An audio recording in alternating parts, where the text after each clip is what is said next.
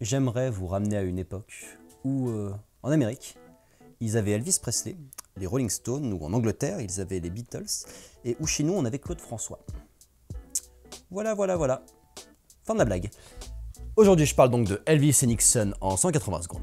Sorti le 20 juillet et réalisé par Lisa Johnson, Elvis et Nixon nous raconte la rencontre improbable entre le king du rock'n'roll alors que celui-ci veut être nommé agent secret par le président conservateur qui espère pouvoir profiter de la notoriété de la star. C'est un film à petit budget qui est vraiment efficace et qui ressemble à la traversée d'un rêve complètement absurde et qui s'en amuse. Je trouve qu'il renferme beaucoup de très bons points en fait ce film.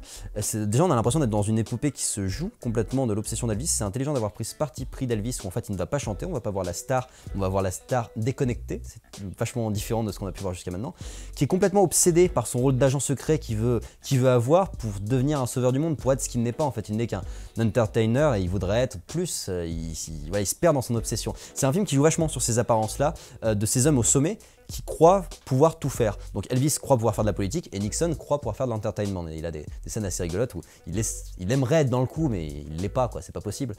Et l'opposition et le rapprochement de ces deux personnages est vraiment très bien géré avec beaucoup d'intelligence en fait. C'est bien pensé et c'est bien mis en scène avec beaucoup de finesse. Ça va jamais être gros, c'est tout le temps au détour d'une conversation, une petite phrase, une petite scène. On a un moment Elvis qui est devant le miroir et qui révèle en fait tout son mal-être et qui est vachement bien. C'est fin, c'est beau. Le film en plus a l'intelligence de ne pas se prendre au sérieux. Il joue sur l'absurdité de la situation, mais il met pas de blague en plus. C'est juste, il n'y a pas besoin en fait de rajouter de l'humour. Le truc est absurde en lui-même, donc il suffit à lui-même, et c'est très bien aussi, c'est très efficace. Le climax en plus du film est vraiment cette rencontre entre Elvis et Nixon qu'on attend avec impatience, et qui est vraiment un pur moment d'absurdité, qui fonctionne très bien, parce que sans la moindre blague, eh ben on est mort de rire pendant 10 minutes, parce que c'est n'importe quoi, parce que c'est vraiment trop absurde. Le duo s'éclate en plus, on a vraiment Michael Shannon qui est drôle et triste par sa célébrité, l'ayant complètement déconnecté du monde réel.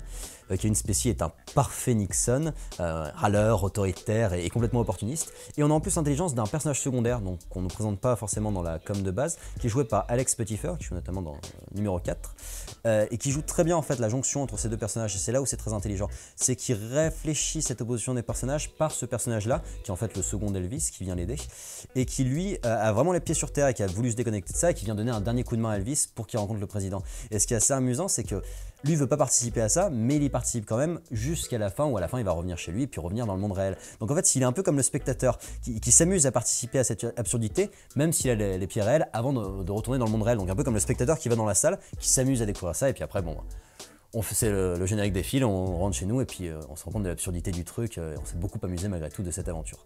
Donc c'est un petit film qui est inattendu, qui fait plaisir à voir, notamment cet été où on a beaucoup de blockbusters. C'est un voyage historique sur la rencontre de représentants du pop complètement déconnectés de leur réalité, et c'est très efficace, notamment par son casting de rêve qui sert très très bien le propos. Et je dis top. Voilà, j'espère que ce film vous a plu. J'ai peur qu'il ne soit pas très largement distribué. Moi, je trouve qu'il vaut le coup, vraiment, parce qu'il renferme plus que ce qu'il n'y paraît. Et puis parce que ça fait plaisir d'avoir un petit film indé en cette période de blockbuster. Je vous le conseille fortement. Et je vous invite à liker, commenter, vous abonner. Je vous donne rendez-vous sur la page YouTube de Directive Première pour d'autres critiques ciné en 180 secondes.